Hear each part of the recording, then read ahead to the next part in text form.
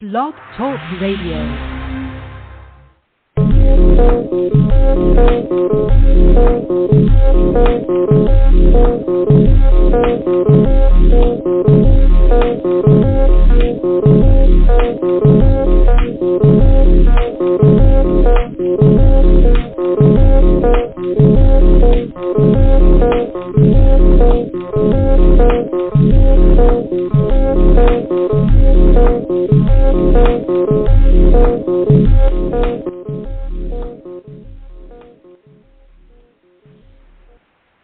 It's Saturday. You know what that means. Block Talk Radio proudly brings to you the latest edition of Working the Marks.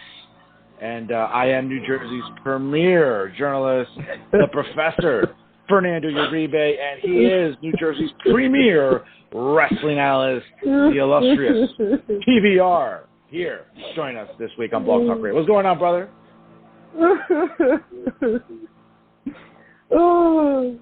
It's a sad day in professional wrestling, my brother. It's the day that I hope would never happen, the day that I can officially say I've lost my smile. Vince McMahon retired. Oh, my God. All right, I'm gonna man up here. I'm gonna wipe my tears away, and I'm gonna give my best effort and put on the goddamn best show I can today for Vincent Kennedy McMahon.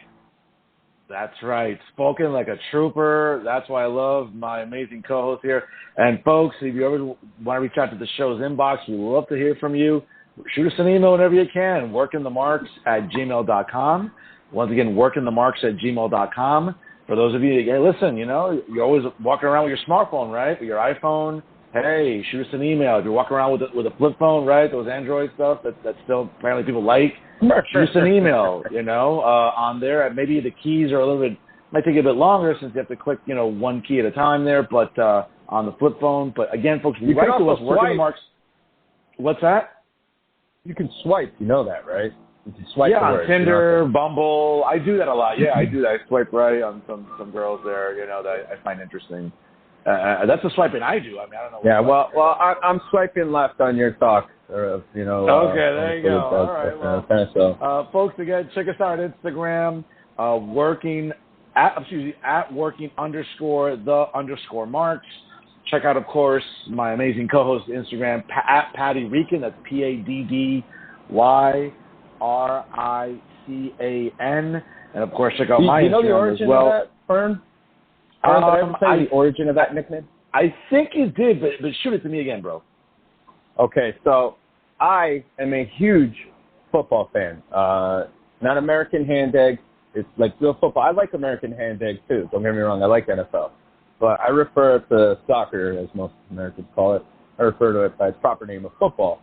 I'm a huge fan of the Premier League. I also watch La Liga as well, and pretty much anything that's going on. So I go to Mulligan's down in Hoboken, big football bar in the area. Big shout out to Paul, Larry, and the guys down there, the lads over there. Good time, proper crack over there. So you ever want to stop in, that's a true Irish pub over there in Irish Row in Hoboken. And I was hanging out with the Irish folks, and they didn't believe that my name was Patrick and that I wasn't somehow Irish. So I had explained to them how my mother grew up in New York City and, all her friends, they were all connected to the church, and her Irish friends, she decided to name me Patrick, although my father's name's Patricio. But anyways, one of the guys there said, "Hey, you're Puerto Rican. Your name's Patty. Patty Rican." And that was it. That was the day that Patty Rican was born. So big shout out to the lads over there in Mulligan, and thanks for the Instagram handle. And you know what? It's a great bar to go to, not during the NFL season because you have degenerate Eagles fans that go there. So if you want to, clearly you need a tetanus shot, folks, before you go to Mulligan's between September and December during the NFL season. Not so much during football season because obviously we have a lot more classier people frequenting Mulligan's during that time period, but not during the NFL, especially during on Sundays when the Eagles are playing. So make sure you shout us out on Instagram, folks. Also on Twitter. Hit up PVR at PatrickSKVM. And, of course, hit me up on Twitter as well, at NoFilterUribe. don't forget to work in the marks on Facebook. A shout out to our administrator there. I won't go by his government name, but D Rotten. D Rotten. That's D Rotten. That's at DEE Rotten, folks. So shout out to him and all the good work he does for us on the show every single week in promotions and advertising and really getting us out there on social media. Without him, folks, again, we wouldn't be able to reach as many people as we do. So we are eternally grateful for D Rotten for sure. Pat, a lot to go over. Obviously, we know the big news of the week, but we'll get to that because it is our main event story this week. But in other news, certainly StarCast Productions will be emanating from Nashville next Sunday, July the 31st, from the National Municipal Auditorium. It will be Ric Flair's last match, let's hope, at the tender age of 73. It was announced this week at a press conference that Ric Flair will be teaming with his son-in-law, Andrade El Idolo, against Jay Lethal and Jeff Jarrett, the Slapnut, along with his wife, Karen Jarrett, in the main event. We'll get to that in a moment because there was a great angle this week where Jay Lethal and Jeff Jarrett jumped Ric Flair in the parking lot, left him bloodied, certainly trying to hype up their match coming up next Sunday. But some other great stars on this card, man. Again, I'm someone who, certainly likes to watch independent wrestling, other promotions getting involved here with StarCast. We got Josh Alexander defending the Impact World Heavyweight Championship against Jacob Fatu from the famous Fatu family. I think that's going to be a hell of a match. Triple threat for the Impact Women's Championship.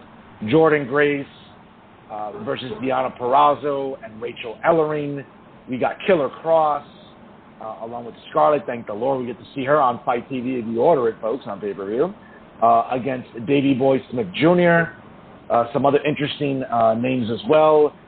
Ricky and his son Kerry Morton with Robert Gibson in their corner will take on Brian Pillman Jr. and Brock Anderson with his father Arn Anderson in their corner. The American Wolves, one of those original Impact tag teams of Eddie Edwards and Davey Richards, will take on the Motor City Machine Guns, Alex Shelley and Chris Sabin. And the very interesting, maybe a past versus the present, who knows, but regardless, Marshall and Ross, the Von Erich boys, the sons of Kevin Von Erich, will take on the Briscoes, Jay and Mark. And, of course, a bunkhouse battle royal with all-stars include James Storm, the Cowboy James Storm, Bully Ray, Crowbar, and more to be announced. A nice card, man, if you're into that. People are going to be in Nashville next weekend for SummerSlam. People like wrestling. I'm sure people want to go see Ric Flair. And what hopefully will be his last match, Pat. And that got a lot of attention this week on the dirt sheets and the news cycle. First and foremost, I want to say, I'm completely against this. I think Rick is really putting his health at risk. I just feel like, it's kind of a disservice to his legacy when, and even though he wrestled after he lost to Shawn, he went out against Shawn Michaels at WrestleMania, the way he did, your family's there, super touching, super beautiful, emotional moment. And it's just now this is going to be it, and it's, I don't think it's great. Well, you hope. I don't think it's going to be it, because I don't think he's going to be able to do it after this physically. I just don't.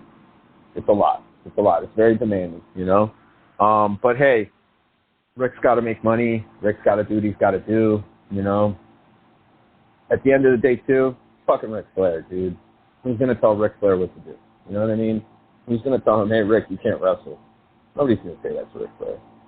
So, I wish him all the best. I hope he's okay. I hope he makes it out safely, but I just don't think it's a good idea, and I'm honestly tired of seeing old wrestlers that are way past their prime wrestling and potentially risking hurting themselves, because, yeah, all the fans love it now, and they're going to pay their money to stream it, to be there, to, buy gimmicks and all that other stuff.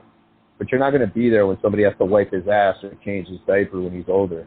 You're not going to be there when he's going to need help getting places. You're not going to drive him to his appointments, And I just think that it's easy for fans to support this kind of shit without considering what it's actually doing to them. You know what I mean? But that's me. Regardless, I think the card is going to be pretty good for what we see. I'm also happy for my friend Jay Lethal. It's a solid card, dude. I mean, I get it. It's not the biggest names in pro wrestling and sports entertainment like WWE, because obviously the day before is SummerSlam. But, I mean, you got some really talented people on this card, man. I mean, I know I'm an Impact homer. It's easy for me to sort of pitch Impact guys, but, Josh Alexander against Jacob Fatu, that's going to be a hell of a wrestling match in my opinion, too. I think that's going to be an excellent match. I also think that probably Elaine, Kramer, or Jerry might show up and do a run in there.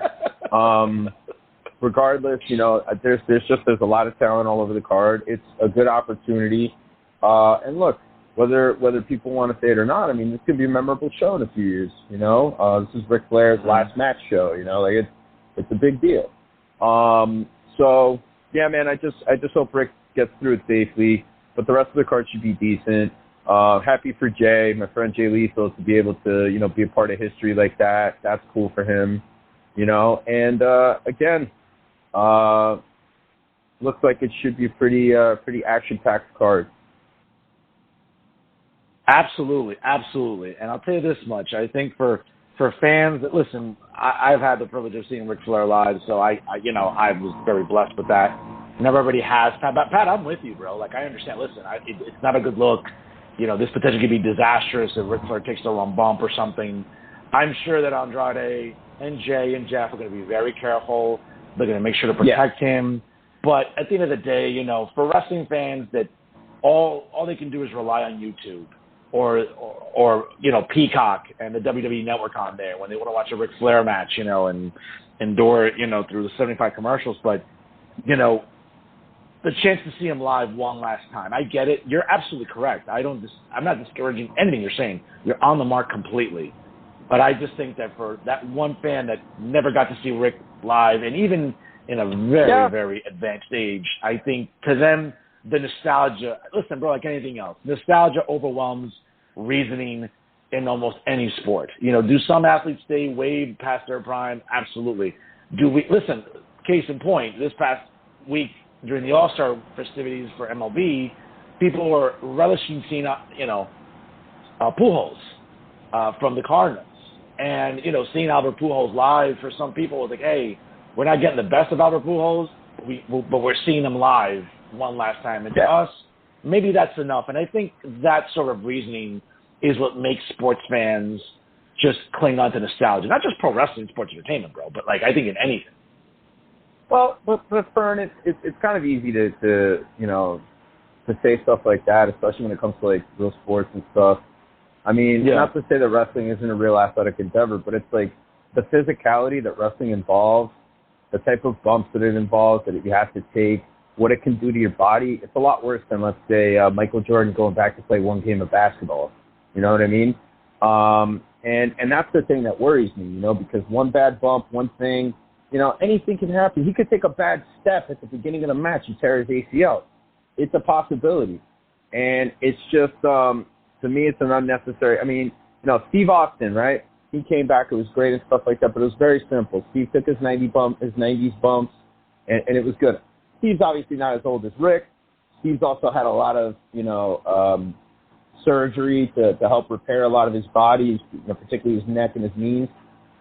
But, I mean, I get that, and I understand that fans want to see this nostalgia. I understand that there's kids, my kids never saw Ric Flair wrestle. My kids are going to see Ric Flair wrestle. So that I get that that's cool and stuff like that, but it's just too risky, man. And again, I keep saying it, and I hope that it doesn't happen, but sooner or later somebody's going to get seriously hurt, and people are just going to say, you know what, this isn't worth it. This isn't worth it anymore. You know what I mean? No, you're right. Sure, no, you're right. I would love to see Brett and Sean mix it up one more time, wouldn't you? But do I think that that's a good idea for the both of them? No, I don't. No, definitely not. No, definitely not. But it should be a good card. Again, it's SummerSlam weekend. People are going to be converging on Nashville next weekend.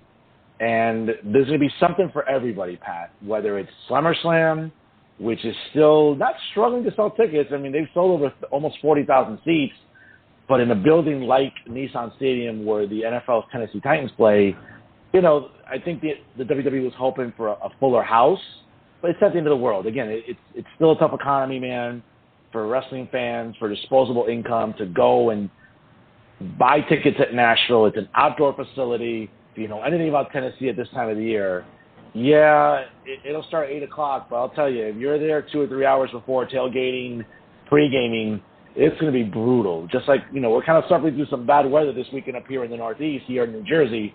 We're getting late 90s. That's what we're expecting in Nashville next weekend. So, WWE's going to have as full of a house as possible. But for wrestling fans overall, Pat, there's going to be something for everybody next weekend. And especially with StarCast, I think people are going to be able to say, hey, you know what? Maybe I can't afford to go to SummerSlam. Maybe I'll watch it at a bar nearby or whatever. But guess what? I'll go to the National Municipal Auditorium, which, by the way, folks, if you know anything about wrestling history in the South, I mean, the Municipal Auditorium has a lot of great wrestling history from the days of Mid-South with Jerry Jarrett and, all that promotion. I mean, it's certainly a hotbed for wrestling at one time. It's still sort of historically a really, really important place for wrestling fans, though, Pat. So I think fans won't have a shortage of wrestling to attend next weekend. The Marks are going to eat that shit up, The Marks are going to eat that up, dude. Absolutely. Other wrestling news this week, Pat, some footage, I guess different angles. And it was really relevant because this past Sunday on A&E, they've been doing a great job with these WWE Legends documentaries. Last Sunday, I didn't watch it because I was watching Shark Fest on National Geographic. But, Bill Goldberg's A&E special was up. People who like Goldberg will watch it. People who don't like me won't. But one of the things that's really been sort of hovering over Goldberg's head for some years has been sort of this perception about an incident in the ring with Bret Hart in 1999 where he kicked him, and now footage came out this week that apparently, because, we've been used to one angle for almost 20 years now. We've been used to one angle looking at the way that he kicked Bret Hart, and again, a lot of people speculate that certainly that concussion led to what happened to Bret in 2002 with his stroke. Again, people are going to have opinions on this, Pat, but the footage this week, listen, it might have absolved Bill Goldberg because of, you're looking at it and the physics of it, but for some fans, that'll never be enough, though. I mean, look, dude, I'm sure somewhere right now there's somebody listening to this with a tissue box crying about the same things that Bret's been crying about for years. But, I mean, Bill and him were wrestling. They were trying to have a wrestling match. It's no secret that Bill is not the most technically sound in the ring. He isn't the crispest. He isn't what some might consider to be the best. Bill Goldberg is a squash wrestler. He's a big powerhouse dude. He's kind of like the Ultimate Warrior. He just comes out, does his thing, see you later, alligator, and that's it. Again, I think as time went on, and him working with people that were better than him, he eventually kind of learned how to do it and not kill everybody as much. And I think that at the time, Bret was also starting to kind of wind down. Bret was also starting to get concussions and starting to get injuries and stuff like that. And maybe his recollection was a little too hazy. Maybe it was easy for him to blame Goldberg because Goldberg was this big, gargantuan brute, But regardless of all of that, Bill has apologized multiple times to Bret. And, I think it's pretty sincere. And I think that it's time maybe Bret move on from that. You know what I'm saying? Because it's like, what are you going to keep complaining about? What are you going to complain about next? You know what I'm saying? I feel for Bill. Because it's no matter what he does, Bret's just never going to accept it. And I think that it's kind of messed up because, again, he didn't intend to do it. Accidents happen. Things happen in the ring. It is what it is. But to me, it just seems like another thing for Bret to complain about at this point. Well, Pat, listen, great points as always in the way you break it down. But I think that, realistically, I think that some fans, I don't share this opinion, but I understand fans that have it. And we read the Twitterverse, we read the Instagramverse, we've read the dirt sheets over the years. I just think that, before he came out and redeemed himself, I think in the eyes of his peers, shortly before his death with and I'm thinking about the Ultimate Warrior. That was always the knock on Jim Hellwig as the wrestler. Like, he never bothered to get better. He never bothered. And I understand he wasn't booked that way. He was booked to be like this monster, squashing people. I get all that. But for some fans, that was never going to be enough. In their minds, he never bothered to, get better or try to get better. I mean, let's be honest, man. It's not like we didn't watch that DVD, The Self-Destruction of the Ultimate Warrior. And I get it. It was more of a hit job DVD. But there are a lot of people who are respected in the business, like Bobby Heenan and others, that looked at Jim Hellwig with these very sort of negative eyes. And I think that he had to drag that around for a lot of years because his peers didn't respect him because he never tried to get better. Now, Bill, on the other hand, clearly is liked by a lot more of his peers, but as a fan, you also sort of some get the perception that Goldberg never tried to get better either. I get it. He was booked in a way where he was also a monster, squashed people. But by the end of the day, though, Pat, if you look at WCW, the tail end of it, I mean, he never bothered to get better. He never worked to get better. And even though he worked with people better than him. You don't know that. You don't know that. Were you training with him? Were you on the road with him? Were you watching him in the gym? Were you there with him and Colonel Buddy Lee Parker at the power plant? You don't know. You know what I'm saying? So here's the thing, too, that people don't understand as far as wrestling goes, is it's easy for you to assume that these things are easy to do that you see, but going in there and actually doing them, it's a different thing. You know what I mean? Because there's so many moving parts that you just don't consider. Your footwork, what you have to do with your arms, how you have to position your head, how you have to position this person so they don't get hurt. All these little details. And, with a guy like Bill Goldberg, who was basically only told to do one thing, right, be this powerhouse, and to some extent, you also don't want to make this guy too pretty in the ring. You know what I mean? Because then you take away what he does best. And what he does best is he comes in and he makes it look real. You know what I mean? And sometimes it was, unfortunately. But that's what they felt would help make them successful, and clearly it worked. It takes a long time to grasp a lot of these things that people want to criticize him about. So again, it's one of those scenarios where it's like, if you're in the ring, you kind of understand this stuff, and you kind of know, hey, these are things that might take time. You know what I mean? But to say that Goldberg hasn't tried to improve, come on, that's a bit ridiculous. You know what I'm saying? Obviously, he's a lot older now. He can't do what he used to do. The thing with The Undertaker, that was a prime example. There was some, him giving himself a concussion. Again, he does things that don't really help himself. But to say that he hasn't tried to improve, I think is kind of unfair. And I think you look at the match quality as his career went on, and the match quality was better, dude. The match quality got better. He had a match with Shawn Michaels. He had a match with Triple H.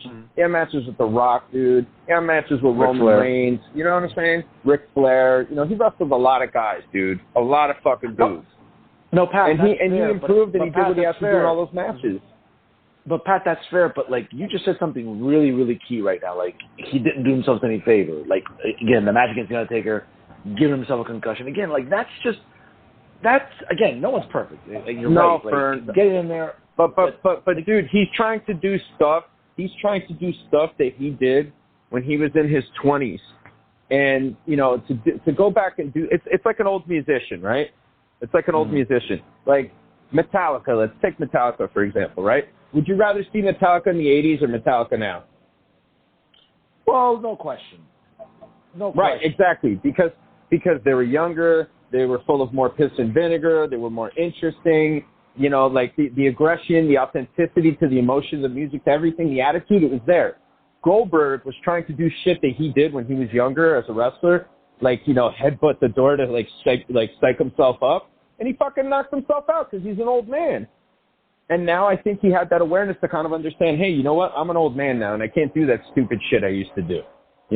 Again, look, I'm not a Goldberg fan by any stretch, but I just think that this guy gets a lot of unfair criticism. He gets a lot of unfair criticism. And he comes back, he does his part. This isn't some dude who's bending Vince over a barrel hey, I got to come back and win the world title or else I'm not coming back. No, he does his part. He's taking his name and he's using it to make younger guys. And you know what? Fair play to him, bro. I mean, fair play to him. He comes back. He's respected. They like him. I think that's all that really matters here. No, listen, that's a fair point. All fair points. I just think that there's always going to be this perception about Bill that, you know, he just wasn't as careful as he should have been. And I think that, to your point about Bret Hart fans, they're never going to buy the apology. Bret Hart fans are going to die on that hill. They're going to dig their feet into the sand and say, no, I'm sorry. You know, Bill should have known better. Bill should have been more careful with his peers. I mean, there's always going to be that negative connotation. And it's really what side of the fence you sit on. I think that's the perception. And again, listen, I think the documentary on Sunday, I mean, I saw some highlights. I mean, listen, he's a great story. This is a guy who went to the University of Georgia, okay, went to play for the hometown Falcons, tried to. I mean, that's a story of a guy that you got to admire. You know, tried as hard as possible to follow his dream. He didn't. He couldn't. Injury prevented him. That happens. I mean, we don't have enough fingers and toes of the amount of examples guys have tried to make it in the NFL, and they just couldn't. But you know what? They went to do something else with their careers, and he did. And all power to him. He's made money. He's set up his family for life. He's become a crossover pop culture star. Great. I just think, again, some fans are never going to embrace him. And that's just pro wrestling, bro. And unfortunately, those are the marks that you're never going to win over. But at the end of the day, hey, you know, it's the majority of the audience that'll appreciate his contributions. And I'm intellectually honest enough to say, hey, I understand his contributions. I understand what he meant to the business. He wasn't for me. But again, that's just my taste, just like everyone else is going to like what they like. But certainly, you know, that footage coming out this week about that kick to Bret's cranium and obviously not looking as bad as it did all these years. The thing about it, Pat, all these years we were so preconditioned to one specific angle that it looked a lot worse, right? And clearly this week we're learning that it wasn't. So, man, again, I think people will still be divided on this issue. Yeah. You know, for sure. Other news, man, this week, kind of sad because I was a big fan of this guy. And again, this is where my Impact Pro Wrestling fandom is coming out. But Max Dupree, formerly LA Knight in NXT, formerly Eli Drake back in Impact, was absent this week on SmackDown. Apparently the founder, according to Wade Keller from the Pro Wrestling Torch this week, announcing that the founder of Maximum Male Models was nowhere to be seen, while his sister, Maxine, formerly Sophia Cromwell, nice piece of eye candy, by the way, on NXT 2.0, debuted. Wade Keller also reporting this week that sources closest to the situation are claiming that Max Dupree was rubbing people the wrong way backstage. He also said that, obviously, the big news this week, which we'll get to in the main event this week, apparently Max Dupree was going to be written out of the storyline anyway. That was inevitable. And that going into this week, Max Dupree knew that he was no longer going to be on television. It's uncertain what Max Dupree will be doing, let alone WWE, as no further information has surfaced. He could return to being LA Knight back in NXT.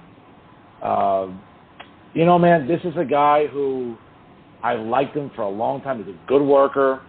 But again, a guy who stayed in Impact quite a long time. Triple H, when he was running NXT, saw something in Eli Drake, signed him, repackaged him as LA Knight. Hell of a talker. But, you know, he's on the younger side of 40.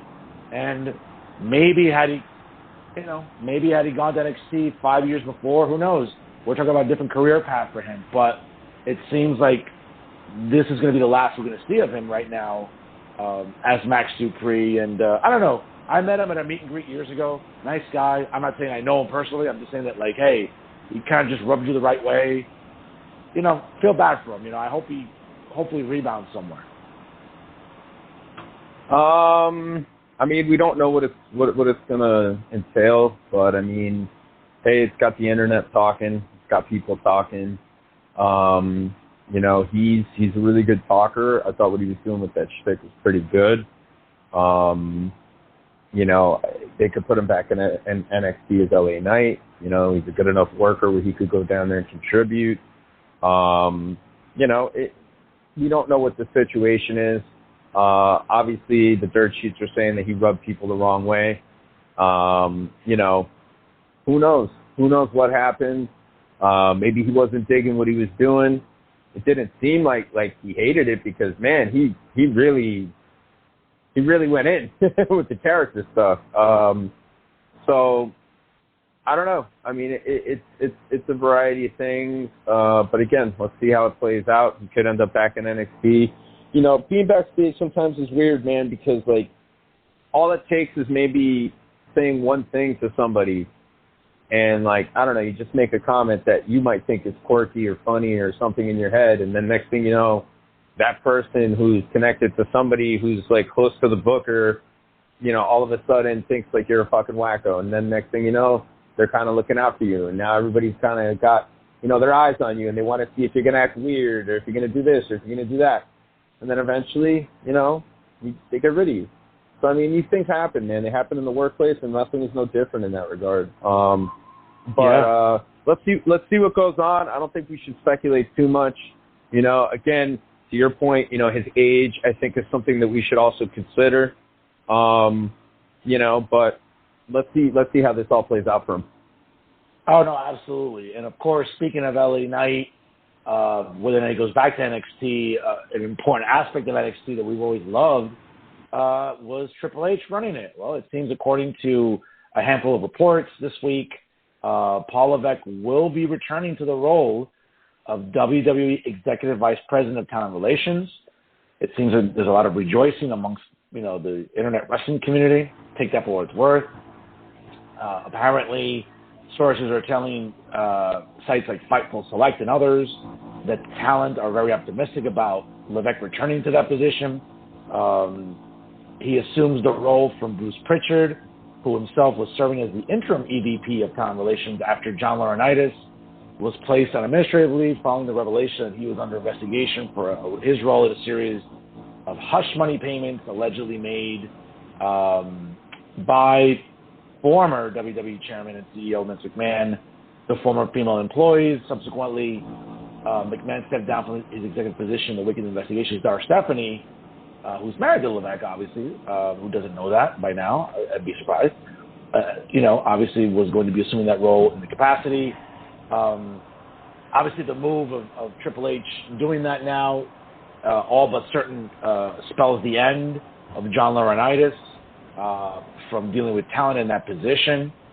I'll tell you, man, you know, I don't want to, you know, to use the phrase you love to use a lot, I don't want to be a filthy mark, but it just seems over the years what we've read about John Laurinaitis being a snake and a yes man and one of those covert spies from Vince McMahon in the locker room. It just seems a lot of people might be rejoicing seeing Laurinaitis being out. And Triple H back as EVP of Talent Relations, man, hey, when he was running NXT, booking NXT, producing NXT, listen, a lot of us loved that version of NXT. Not to say that this version of NXT isn't great. Shawn Michaels is running it. It's great. But I think that Triple H back in this role is something that, A, we should rejoice because the last we want to hear is him being at home doing nothing, but also to, you know, let's hope it doesn't accelerate any stress on him because it's a stressful job. We all know his health problems, his current health condition. I'm happy to see Triple H back in this position. What becomes of it, bro? I don't know, man. It remains to be seen. I'm happy to see Triple H back in any capacity. You know, he's a dude that you could tell loves the business. He breathes the business. He needs to be just involved with the business. Like, it's, you know, it's his life. A lot of what's going to go on, I guess, remains to be seen. Obviously, we'll kind of chime in with our thoughts about things concerning Vince McMahon's retirement later. But, you know, it's definitely good to see him back. I think, you know, from what we've heard through Billy Body, who is, you know, the most reliable wrestling source out there, you know, Stephanie and Triple H both feel like they have something to prove. So, for me personally, I think it's a really interesting time, and it's going to be very, very fascinating to see where not only WWE goes, but the business goes in the next couple of years. So I think we're in for something really cool, and I think eventually, we're going to end up seeing some game-changing stuff from WWE again. Listen, again, for us that have loved NXT from its inception, how it grew into a brand that people love to watch. I mean, I remember going to takeovers, man. Jesus Christ. And these takeover pay-per-views at the time were as good as some of the main roster shows, I know a lot of fans have still been resistant to NXT 2.0. I have not. It's still very good wrestling. And, it's interesting because, certainly not a lot of AEW news this week per se, other than one tidbit, which we'll get to next. But, for the developmental brand, as it's referred to, I hate to tell AEW marks, but NXT 2.0, a hell of a lot better to digest and watch than anything AEW produces sometimes. Because let's be honest, folks, and this is not being mean-spirited, but whether you watch Botchamania or Botch Club on Instagram or AEW Botches on Twitter, guess what? NXT 2.0 is a bunch of girls and guys. Some are natural athletes. They're working. They're getting better. Hell of a lot, bro. You watch AEW Dark or Dark Elevation, which I have a few times, not a lot. But, hey, NXT, whether it's under Triple H's supervision or Shawn Michaels' supervision, a hell of a lot better brand to watch on Tuesday nights than sometimes things we watch on Wednesdays and Friday nights, Pat. Yeah, absolutely. I mean, you got to understand, man, NXT is professionally produced. These are people who know the business, understand the business, that are putting this together. AEW, it's Tony Khan. It's very little oversight. And, the other thing, too, is, their audiences are different. AEW's trying to get that indie mark wrestling audience, those people that want to see the 50 high spots with no psychology. The people that, follow every word of Dave Meltzer and what's his name? Brian Alvarez and Vinny, Nikki, Bobby, Joey, Zippy, Duty, and what the other one, Turd. And, people who listen to Sean Ross Sapp, man. It's all the people that mark audience that feel like they know more and they understand wrestling better and feel like they're going to change wrestling or something. You know what I'm saying? Like, garbage wrestling's always been around. It's always going to be around. It's always going to exist. Mm-hmm. Indie wrestling is always going to be there. It's always going to exist. The aim of the programs, the aim of the styles, it's totally different. You're working to a niche audience, when you're working that kind of style.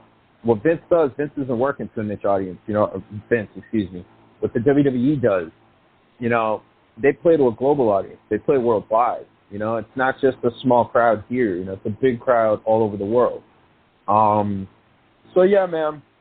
I mean, I don't understand the hatred for NXT 2.0. I guess maybe because they heard Vince and Pritchard rebranded it, so anything automatically with those two, they're just going to hate and be resistant to it. But, yeah, I agree with you. And people, if you're listening out there, if you haven't fallen asleep already, please check out NXT 2.0 because they have a lot of good talent there, and some of those people that are on there are going to be big-time players on the main roster in no time.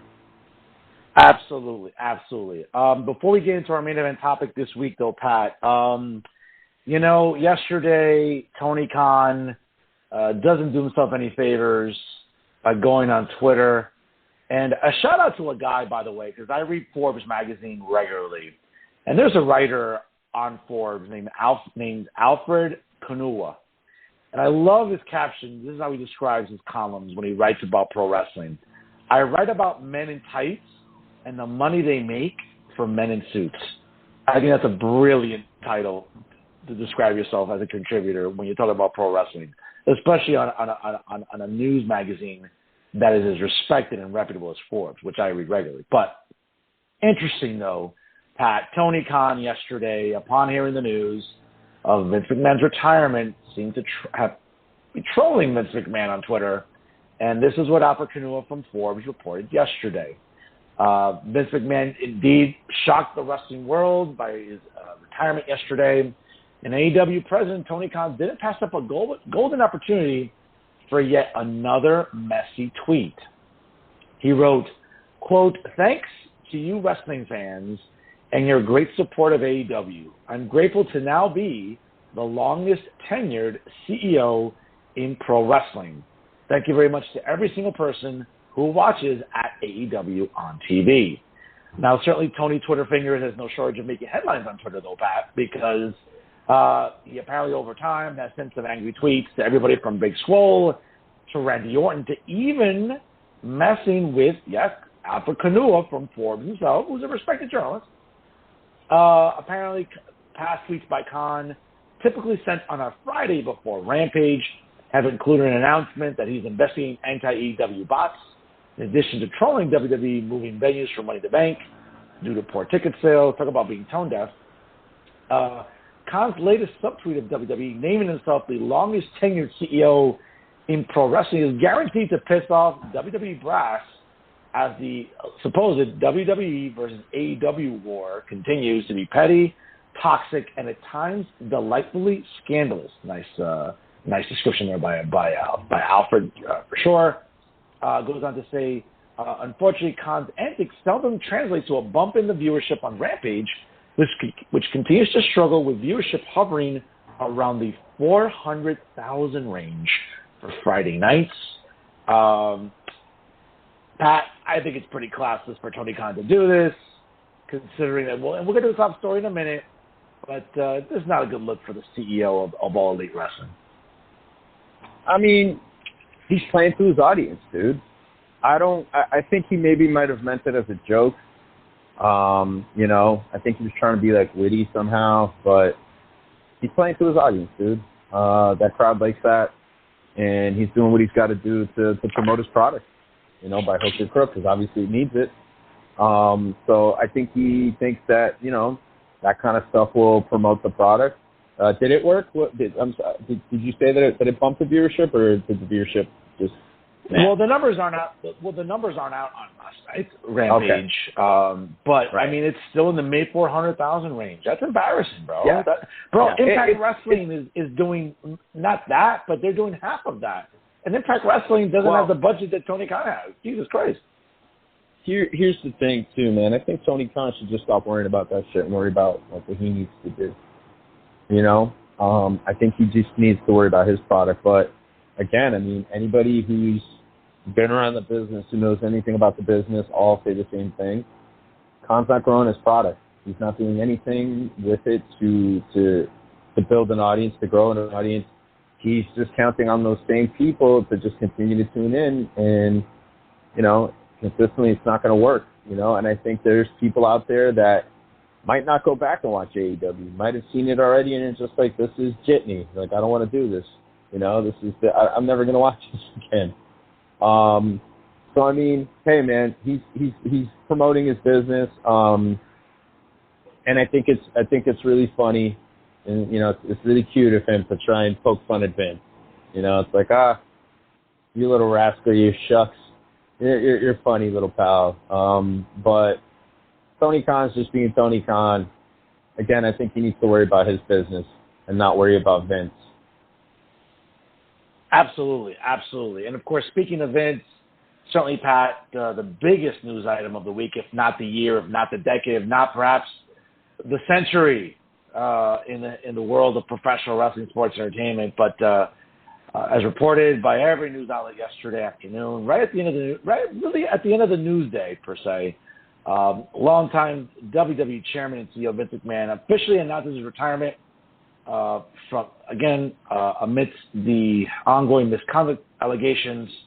Yesterday, Vince McMahon tweeted out, at 77, time for me to retire. Thank you, WWE Universe. Then, now, forever, together. Hashtag WWE, hashtag thankful. In a statement released by the company yesterday afternoon after the market closed, Vince McMahon called it a privilege to entertain the fans for so many years. He thanked his family and all of our past and present superstars and employees. McMahon said the company will be in good hands, specifically mentioning that now his daughter, Stephanie McMahon, and Nick Khan will hold the title of co-CEOs. Kind of interesting. I've never heard that before, but okay. WWE also announced Friday that Triple H, Paul Levesque, will return to his role as the Executive Vice President of Talent Relations with the company, as we just talked about. McMahon obviously stepping down from his position as CEO in June, obviously following reports of alleged misconduct. We've covered this at length already and at nauseum. It seems, Pat, from listening to Wall Street Journal radio yesterday, it would appear that journalists there are hinting that in the next week or two they're going to have more information about additional scandalous topics concerning Vince McMahon. Obviously, everything we've gone over on the show at length. It seems like the Wall Street Journal will be reporting on additional things that we have yet to learn. Some people might call this CYA by Vince McMahon. I think Vince is being smart as a businessman. I think he's looking at this as, you know what, I don't want to bring any negative attention or additional negative attention to the company that I built. I want to leave it in good hands with my daughter, with Nick Khan, with my son-in-law. I think Vince is taking one for the team here, retiring. I think he did it gracefully yesterday. Yeah, as you can tell, Stephanie, at the onset of SmackDown, you could tell she was fighting back tears as she was talking about her father. Listen, bro, it's the end of an era. As a guy who's watched pro wrestling since the age of 6, all I've ever known is Vince McMahon. So as boys, let's be honest, Pat, when we were kids, if we ever got into stupid trouble wrestling with our friends in the high school gymnasium or wrestling at home, jumping on beds, doing splashes, elbows, guess what? That's all because of Vince McMahon. So he's been essentially quite the developing force in our formative years, from childhood, adolescence, into adulthood. You now as a parent, watching pro wrestling / sports directing with your children. I mean, for the better part of our entire lifetime, Vince McMahon has shaped us in one way or form. And I'm thankful to Vince forever. I mean, yeah, there's some things I may have never liked booking-wise, but that's insignificant. That is so insignificant to the role of Vince McMahon. All the T-shirts I have, the DVDs I bought, merch, everything that I've loved about pro wrestling, it's because of Vince McMahon. And I think that, you know what? Let's give him his roses right now because he deserves it. Let's put the petty nonsense aside for the marks that want to nitpick about Vince and be all sanctimonious about, well, Vince is a douchebag and he's a morally bankrupt person. So stop, folks, stop being sanctimonious. Stop being so self-righteous. He's a human being. He's made mistakes. As long as nothing criminal, right? And that's not what's being alleged by the Wall Street Journal. I think that we're just going to learn about other hush money situations. He's a man. He likes vaginas. Can't blame him. We all do. And okay, he's retiring. That's it. But let's honor Vince for the contributions he's made to us as fans and our lives. If we've ever said suck it, if we've ever done the D-Generation X crotch chop, if we've ever been messing around in a pool during the summer and we've speared someone into the water, or we've given him a stunner or a rock bottom on the beach, Pat, that's all because of Vince McMahon. Let's thank him for what he's contributed to us, because honestly, we can't thank him enough, Pat. Well, I mean, look, it's no surprise. I'm a great admirer of Vince McMahon and everything he's accomplished, what he's been able to do for the business, how creative he's been. I mean, it's, he's a one-off for sure. He's a one-off for sure. And I think that he's someone that's pretty much responsible for us even still talking about wrestling, because wrestling could have died a million times, I don't know how many times in the last 30 years. But Vince and his ability to see the future, his ability to be ahead of the curve, and to be able to innovate, whether, figuring out how to navigate social media and wrestling, navigate YouTube, navigate, your own network, RIP the network. handing it over to Peacock and selling it for stupid money, as my late great uncle David would say. Vince has always figured out a way to be able to come out on top. It's crazy. I mean, obviously, there's a good chunk of marks out there that have been waiting for this day to come. Vince is the be-all, end-all. And as we've talked about numerous times here on the show, there is no more toxic relationship than wrestling fans and Vince McMahon. Forget about your girlfriend whose house you showed up at with the boombox, playing Suavemente, and her dad throwing a shoe at your head. Forget about all that. That's not the toxic romance in your life. That's really at the forefront of all the bad shit going on. Vince McMahon and wrestling fans, that is a toxic relationship. And I think that wrestling fans need to have the objectivity to be able to look at Vince and not judge him as a man. Because, look, we're all flawed. We are all flawed in our own way. And Vince McMahon is no different than any of us. Vince McMahon is also a wrestling promoter, and wrestling promoters do that kind of stuff from the smallest level to the highest level. That's just what it is. And I just think we need to not judge Vince as a man, but judge Vince for his accomplishments and his contributions to the business, because I think that's really what's important. Take a look at your closet, take a look at your wrestling shirts, take a look at the collectibles, all the stuff you have. Most of it, Vince McMahon creations. And again, I don't think we would be where we are as a business. I don't think this podcast would even exist if it wasn't for Vince McMahon and Vince McMahon's contributions to the business. I know that there's also been a lot of speculation online that people feel, that he stepped down amid the potential Wall Street Journal report that's coming out pretty soon. I think Vince didn't really do it for that, because I don't think that really bothers him, and I don't think that they're really going to find out anything that is really going to be that crazy. Obviously, the court of public opinion is going to have their feelings on that, but, that's only really limited to them. I just think Vince did it mainly to preserve Rocky versus Roman at WrestleMania, to keep John Cena coming back, to not hurt these guys who have really worked very hard to establish themselves, in Hollywood, and more importantly, to not rob the fans of those guys being able to come back. Because I think with Vince sticking around, and from what we heard from Billy Body, John Cena claims it was insurance. People within the company feel that he was reluctant to do it because of, Vince's transgressions and everything going on. Rocky 2 was also a big question mark, but I think with Vince stepping down as retired, Stephanie, Nick Khan, Triple H, Pritchard, those guys in charge now, it's a different thing.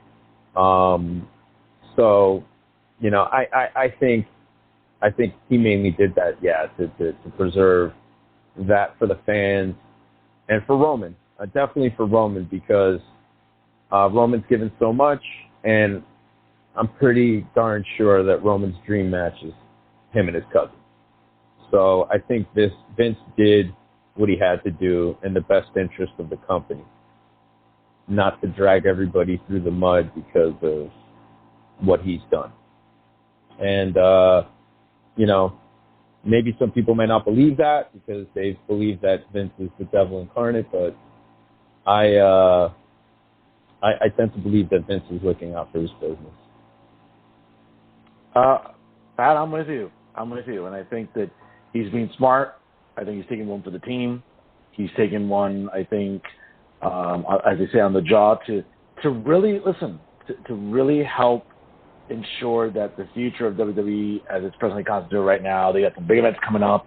They got SummerSlam coming up next weekend, which my understanding reading this week will be the first TV 14 pay-per-view in quite some time. We'll see where that goes. We have the Clash at the Castle overseas in September. which is a big show that they're going to have. And, of course, the other shows. You have Extreme Rules in Philadelphia in October, Survivor Series in Boston in November. So, again, you want to keep the wheel, moving along. You want to keep the assembly line, as they say, moving along. So I think that's going to be something that Stephanie, Nick Khan, Paul Levesque, I think collectively want to work together to ensure that this well-oiled machine keeps progressing forward. Pat, I think about Vince, bro. I think about the contributions, and I think about the idea that, what Vince has meant to us. Again, and I'm not trying to put a somber tone. Vince has not passed away. He's 77. He's still very healthy, takes care of himself, works out regularly. Again, for as long as I can remember, I would argue the biggest thing I can remember in my childhood.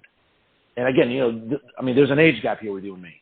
But I think for me in my childhood, the idea of back in the day, and this is still when MTV was still in its infancy. It had been around for a few years already, but the idea that pro wrestling was on MTV, the war to settle the score, the brawl to end it all, like just in the mid '80s, seeing pro wrestling on MTV, having that crossover appeal where now people, a new set of eyes, were looking at pro wrestling and taking it seriously, watching it. Because again, in the mid '80s, the NWA, was touring on the East Coast, but they weren't having the eyes that WWF was having. MTV wasn't showcasing the NWA, which go on to be WCW. They were showcasing the WWF, the World Wrestling Federation. And I just think it was like these small baby steps, these incremental steps as a wrestling fan. Like that's what just got me so energized to watch pro wrestling. And then obviously in the years ahead, what WrestleMania would become, and just let's be honest, every spring when you were a kid, adolescent, into high school, whatever, hey, before Verizon fiber optics, before streaming, there was pay-per-views, there was those analog cable boxes, in some cases illegal analog cable boxes. If you weren't a guy telling your classmates at school, hey, like, whose house are we going to this Sunday for WrestleMania? Bro, that's a part of childhood. That's a part of adolescence. Like, even still when I was in college living in New Brunswick, like, I'd still be, like, talking to my buddies, yo, dude, like, what are we doing this Sunday? It's WrestleMania. And guess what? We'd scramble. Oh, all right, I'll give you $10, and I'll give you $10. And, like, sure enough, guess what? We all chip money in and watch at somebody's house or go to shows. And just, I don't think fans realize, especially for people that don't watch pro wrestling, the impact that Vince McMahon has had on us. Like, he has shaped our childhood. He's shaped our adolescence. He has shaped what we have come to grow and love is pro wrestling, right? Sports entertainment, all that. I don't know, man. Just, and seeing, if you've been reading Twitter for the last 24 hours, whether past or present stars, thank you, Vince. Thank you, Vince. I mean, hey, it's nice to do that now, but people should always be thanking Vince for a long time. Because as you said, if it wasn't for Vince McMahon, pro wrestling might not even be around right now. We'd basically just be watching UFC or mixed martial arts or whatever. Vince McMahon kept this baby alive when it could have died 10 different deaths, Pat. Absolutely. Even now, I'm looking in my room. I have an Eddie Guerrero figure, with the I'm Your Papi shirt. Vince McMahon took an amazing wrestler in Eddie Guerrero and brought out the personality in him that you would see spurts of here and there in his matches, but, you were never able to really get that full character that Vince was able to get out of him. And when Vince brought out that lie, cheat, and steal Latino Heat character, Eddie blew up, and he became even bigger than what he was, and he finally got his due, and Vince was able to take guys that, weren't maybe the biggest personalities, but was able to get something. Look at Bret Hart. Bret Hart, not the greatest talker in the world, not the most exciting guy, but Vince made this guy very charismatic and appealing, you know? Vince created The Undertaker. I mean, The Undertaker. This is a character that has spanned, how many decades? Almost 4 decades. You know what I mean? Like, I was a little kid when I saw The Undertaker, and my kids now are the same age when I saw The Undertaker. You know what I mean? Like, and we've all seen The Undertaker and have witnessed and experienced The Undertaker, whether, you know, it's a SmackDown or Raw or anything like that. You know, to be able to have that's amazing. You know what I mean? To be able to create a character that, you know, endures the test of time. I mean, The Undertaker is iconic. Iconic. LeBron James marks out for him. Israel Adesanya marks out for The Undertaker. These are Vince McMahon creations. You know, Terry Hogan. Taking Terry Hogan, creating that Hulk Hogan character. You know, letting him be that character. And again, just taking characters, being able to adapt with them, and also giving characters who had worked in other places and had some success a chance to really blossom and shine, you know? Giving Roddy Piper that spotlight to just be that iconic character that he was. You know, betting on himself to sell out, you know, the Pontiac Silverdome. You know what I mean? Get almost 100,000 people in there. Like, that's impressive for that time. You know, to put out, you know, pay-per-view the way he did. Everything that Vince did. And let me tell you something, man. You know, Vince was a gambler, man. Like, Vince really bet on himself and always went for it. And, you know, did it work out all the time? No. You know what I'm saying? The XFL, you know, ICO Pro. the WBS. I mean, the WBS. You know what I'm saying? There's a lot of things that we could look at that didn't work out, but you know, you look at Vince overall on the whole, his contributions, everything that he's done. Again, he's been ahead of the curve almost all the time. Even when people have criticized him, even when people are like, "Why is Vince doing that?"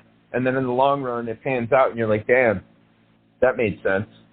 You know, John Cena. You know, John Cena. Oh, he shoved John Cena down our throats for years. Oh my God, John Cena. Everybody hated John Cena, right?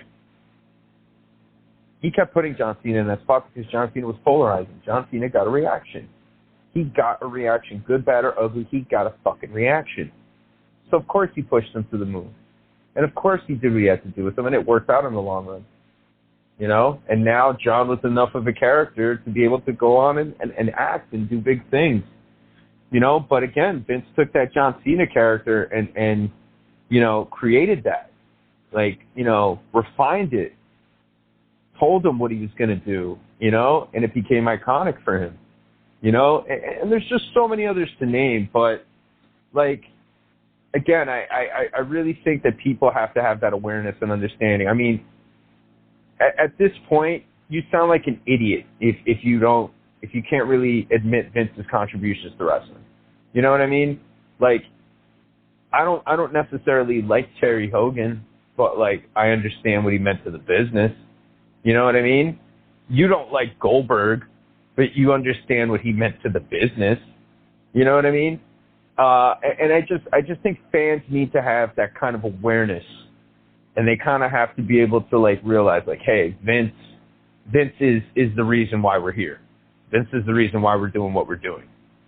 And again, I just think it's going to be really fascinating to see these next couple of years what Stephanie, Hunter, you know, Nick Khan, like what they're going to be able to do. And let me tell you something. If I were Tony Khan, I wouldn't be poking too much fun, man. Absolutely. I wouldn't be poking too much fun with those people. Absolutely. You know? Pat, absolutely. I'm sorry to cut you off, but I'll let you finish though. But absolutely, because let me tell you something.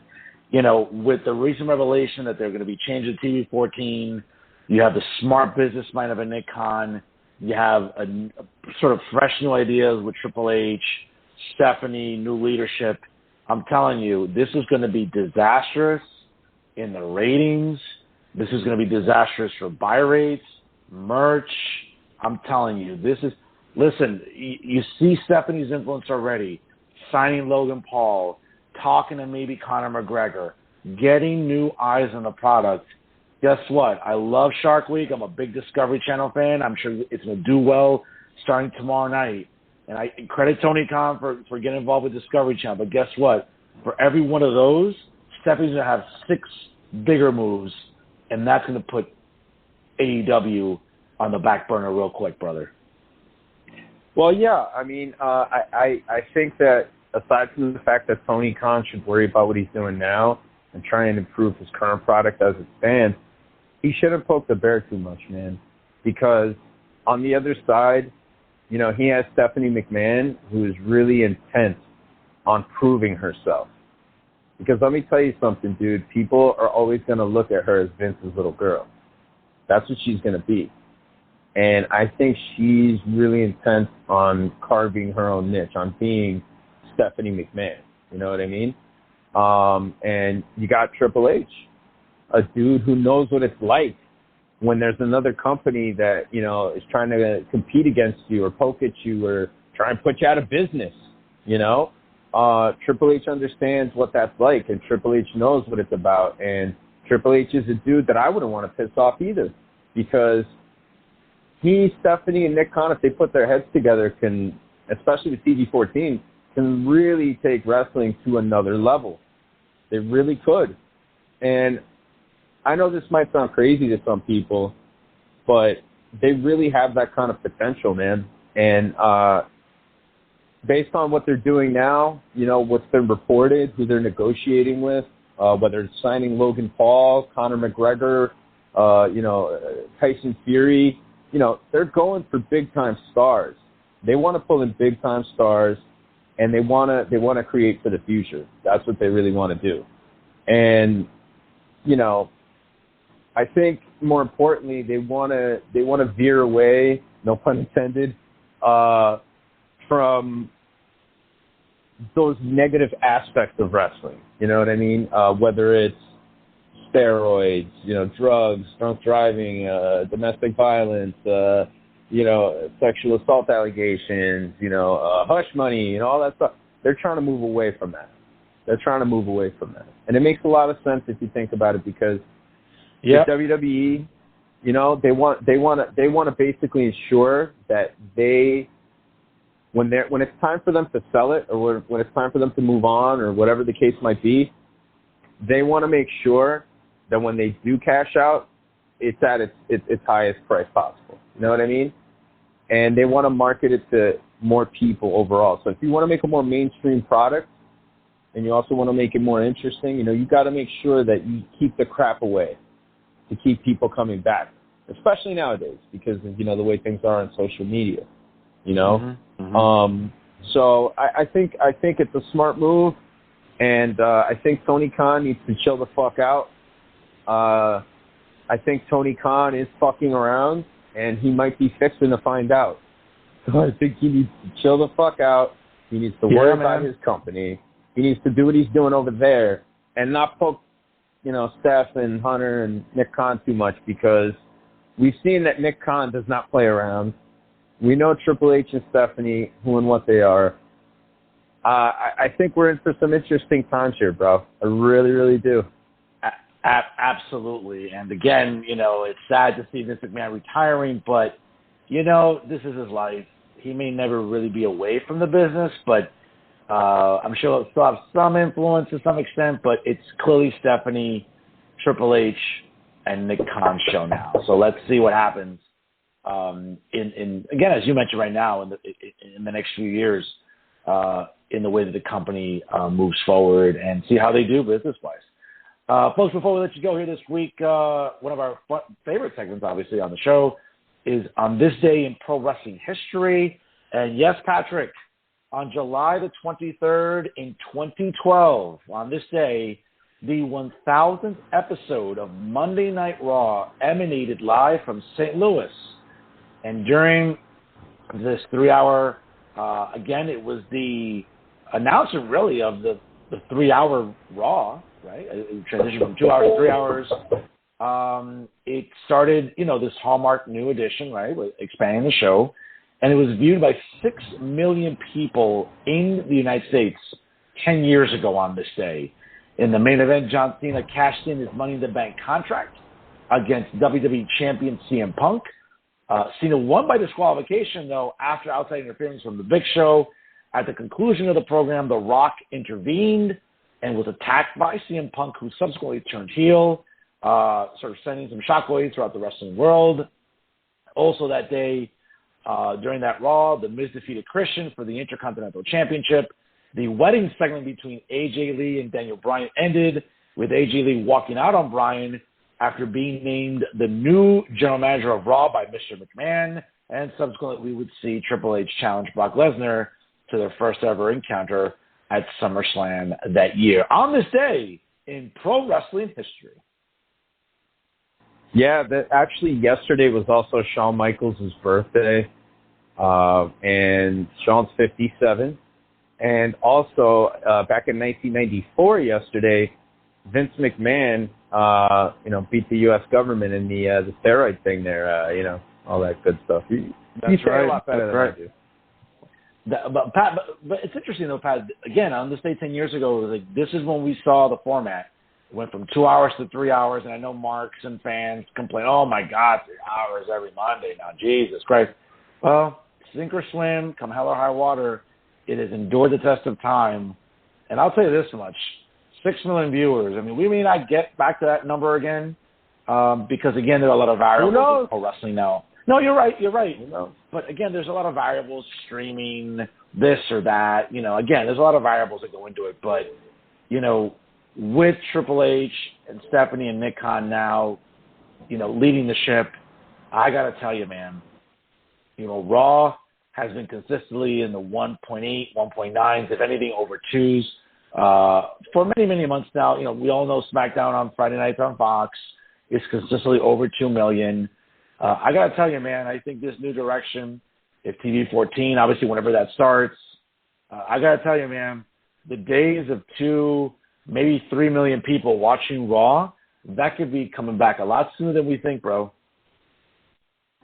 Yeah, absolutely. I mean, again, there's a lot to consider. The TV 14 thing's going to be big. They're going to kind of, go for that new Attitude Era type of vibe. The people they're signing, the people they got in developmental. There's a lot to look at here, man. And again, I think that you have Triple H, you have Steph. Triple H, especially, with his his heart condition, and stuff like that. Like, that's a game changer, dude. I mean, that kind of makes you reevaluate your life. And I think he's definitely going to use his time, in a very measured manner. And I think he's going to make the most of all these opportunities. And again, I'm really just excited to see what they come up with, where they take the business, what strategies they utilize. I mean, and again, I just think we're in for a very interesting time here for wrestling in these next couple of years specifically. Absolutely, man. Absolutely. Great show here this week. Pat, before we call it a day, what should we look out for? Well, I just want to actually give a big shout out to a football player, a soccer player here in the MLS, Valentin Tati Castellanos. Today is his last match with New York City Football Club. He's a player who's won us the MLS Cup. I was there, and it was one of the best days, if not the best day of my life. And I'm eternally grateful for Tati. He's heading off to Spain to go play at Girona. So, I'm going to be watching the boys in blue, taking on Inter Miami. And just a big shout out to Tati. And, we're going to miss you, and you're forever a New Yorker. Wow, absolutely. End of an era for sure. A lot of eras being ended this week, ladies and gentlemen, and great tribute there by you, brother, again, and for his contributions to NYCFC. Again, the only banner lately in the new Yankee Stadium. We hope that changes in the next few months. We'll see. But certainly his contributions cannot go, unaddressed for sure. Folks, check out Monday nights on Jersey First TV. This Monday I will have Butler, New Jersey. It's a great town in Morris County. Ryan Martinez, fellow conservative, and a big pro wrestling fan. So we're going to talk about, obviously, everything going on in politics in New Jersey. And certainly, of course, the retirement of Vince McMahon. We'll be talking about that this Monday at 6 p.m. Eastern Time on Jersey First TV via YouTube and also on Facebook Live via StreamYard. Folks, again, we want to thank you for joining us here. Don't forget to write to the show, workinthemarks@gmail.com. If you have a suggestion for a guest or a topic maybe in the coming weeks and months, we're going to be revamping the show a little bit as the summer comes to a close. You want to stay tuned for that as we'll be announcing that in the coming weeks. But write to us, workinthemarks@gmail.com. I promise Pat or I or both of us will reply promptly. So do write to us, workinthemarks@gmail.com. Don't forget to follow the show on Instagram @working_the_marks. Of course, make sure you follow PBR on his great Instagram @PaddyRican. That's PADDYRICAN. Of course, follow yours truly as well @NoFilter Uribe, URIBE. Also check out PBR on his Twitter @PatrickSKVM. And of course, my own Twitter as well @NoFilter Uribe. Check out Working the Marks on Facebook, folks, for those of you that subscribe to Facebook. And for those of you fortunate enough not to get shadow banned, like yours truly, that, apparently Mark Zuckerberg and Fascist Book likes to do a lot. But check out Working the Marks on Facebook whenever you can. A shout-out to D. Rotten, our great guy who promotes for us, administers the page, does great promotion. God bless D. Rotten. He's a great guy. And can't say enough about his contributions to the show. Right, Pat? Yeah, absolutely. Dave, big shout out to him. He's a friend of mine. Dave's a scumbag, by the way. I don't know if you know that. Yeah. Dave was in my band, the Hudson County Scumbags, a long time ago. He played with us at our last show. You might want to give that one a check out on YouTube, Hudson County Scumbags live at Pearl Studio. Hell of a night, hell of a show. I believe I wore a Rastafarian wig, and I slow walked to the stage to the tune of Take My Breath Away by Berlin. It was a memorable evening for sure. So big shout out to D. Thank you. And D, you're forever a scumbag. And I mean that in the nicest way possible. Pat, wait a second. Were you engaging in some blatant cultural appropriation there? Did I hear that correctly? In what regard? What's this you speak of? I'm asking. Well, if you're telling me you're wearing Rastafarian gear, folks, for our audience at home, if you've seen Patrick in person, he's a lot of things, but he doesn't look Rastafarian, folks. Here's the thing, okay, and I'll tell you where that came from. A long time ago, I'd say about 9 years ago, I went to a wrestling show, and I used to go to a wrestling show that my friend Angel used to promote. Shout out to Angel Kane D, former booker of Jersey All Pro Wrestling and former wrestler, Jersey All Pro Wrestling Tag Team Champion. And Angel invited me to the show. So I'd go to this show, and apparently there was a guy that was wrestling on the show that wore a Rastafarian wig that looked like me, and people thought that I was this Rasta Kingston Snow guy. I don't know. We've never been in the same room together, but people say we're the same person. I don't think so. I know one thing's for sure. If I do see him, I'm definitely going to go for the hair because, I want to see if he's really a robot or not or something. I don't know. But either way, this is how this rumor came about. And no cultural appropriation, perhaps just a case of mistaken identity. But either way, big shout out to D. Good stuff there. Ladies and gentlemen, he is New Jersey's premier wrestling analyst, the immortal PBR.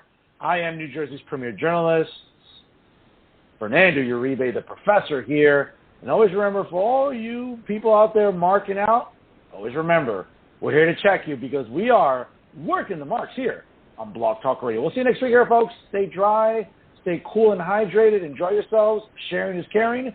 Share the episode when you can on all your social media. And always remember, let's keep on talking.